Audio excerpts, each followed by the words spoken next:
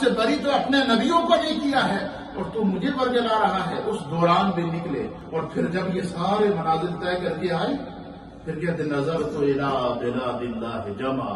پھر خدا کی طرف سے ایک نظر عطا کی گئی, مصطفیٰ کی طرف سے ایک نگاہ عطا کی گئی, خدا کی طرف سے کرم کے دروازے کھول دیے گئے. پھر غوث پاک کہتے ہیں کہ نظر تو الی بلاد اللہ جمع. پھر میں تمام جہان کی طرف جب نظر دوڑاتا ہوں تو دنیا میرے سامنے میرے ہاتھ کی ہتھیلی پر نظر آتا ہے. مشرق کو دیکھوں تو یہاں نظر آتا ہے, مغرب کو دیکھوں تو یہاں نظر آتا ہے, شمال کو دیکھوں تو یہاں نظر آتا ہے. وہ نبی پاک کی سنت کے امیر بن چکے تھے اور حضور کی سیرت کے امیر بن چکے تھے. اور جو بندہ نبی پاک کی سیرت اور صورت کا امیر بن جائے اسے رسول اللہ اپنے رنگ کا رنگ دیتا. اس کی مثال کیسے ہے؟ معراج کا واقعہ. جب حضور علیہ السلام نے اعلان کیا نا کہ آج رات کو میرے رب نے مجھے کیا کرائی؟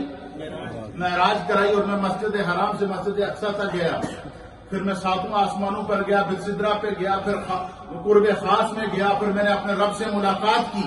ما زاغ البصر وما طغى. میں اپنے رب کو اپنے سامنے دیکھ رہا تھا, میں نے اپنی آنکھ کو جھپکنے بھی نہ دیا. تو کفار مشرکین کہنے لگے جی اوپر آسمان تو سانو علم نہیں ہے کہ نہیں ہے, لیکن اتنا سانو علم ہے کہ مصطفیٰ کریم کدے مسجد اقصی نہیں گئے, یہ ہمیں معلوم ہے. لہذا ان دانش مندوں کو جمع کرو, ان تاجروں کو جمع کرو, مکے کے ان سفراء کو جمع کرو جن کا ہر مہینے مسجد اقصی آنا جانا ہے, جن کا ہر مہینے آنا جانا ہے, ان کو جمع کرو. پھر مصطفیٰ کریم سے سوال کرتے ہیں اور ان سے یہ ہمیں پتا ہے کہ حضور کبھی جو ہے وہ مسجد اقصی نہیں گئے, سارے جمع ہو گئے. جمع ہونے کے بعد انہوں نے کہا اچھا آپ نے دعویٰ کیا ہے کہ آپ مسجد اقصی گئے ہیں اور رات ہی رات ہو کر واپس آئے ہیں, یہ تو ہمیں معلوم ہے کہ آپ جو ہے آپ نے کبھی مسجد اقصی کا سفر نہیں کیا. لہذا یہ جو بیٹھے ہیں یہ فلانے ملک, یہ فلانا سفیر ہے, یہ فلانا تاجر ہے, یہ ہر مہینے مسجد اقصی جاتا ہے, یہ ہر مہینے شام جاتا ہے, یہ ہر مہینے مصر جاتا ہے, یہ ہر مہینے جو وہ تجارتی قافلے لے کر جاتے ہیں, یہ سارے مکے کے تجار جمع ہیں, یہ آپ سے آج کچھ سوال کریں گے, اگر آپ نے جواب دے دیا تو ہم پھر مان جائیں گے. حضور نے فرمایا پوچھو کیا پوچھتے ہو؟ انہوں نے کہا جی کہ آپ نے کہا میں مسجد اقصی رات کو گیا ہوں, ذرا یہ تو بتائیں مسجد اقصی کے کتنے دروازے ہیں؟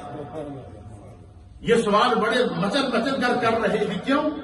ان کو پتا تھا کہ حضور مسجد اقصی کبھی گئے نہیں ہیں.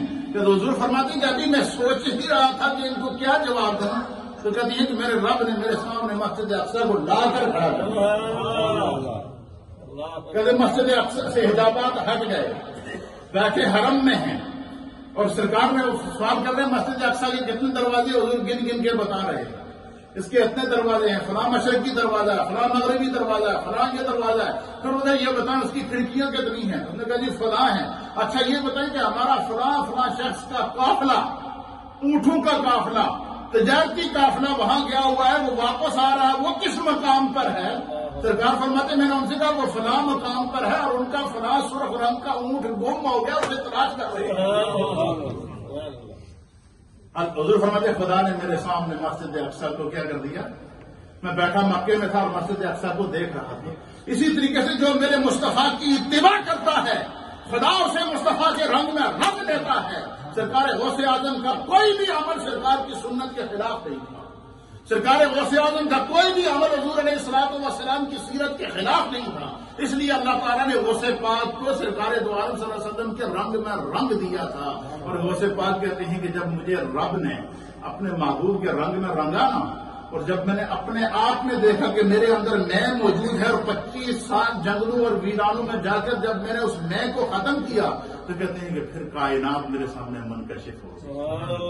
پھر میں بیٹھا بغداد میں تھا اور مشرق کو دیکھتا تھا, بیٹھتا بغداد میں تھا, مغرب کو دیکھتا, نظر تو الی بلاد اللہ جمع, تمام جہان کو اپنی ہاتھ کی ہتھیلی پر اس طرح دیکھتا تھا کہ ہر والا دن جس طرح کے رائی کا دانا.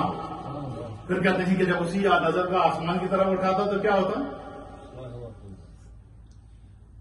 نظر من در لوہے محفوظ, تو میں لوہے محفوظ کو زمین پر بیٹھ کر اپنے سامنے دیکھتا تھا.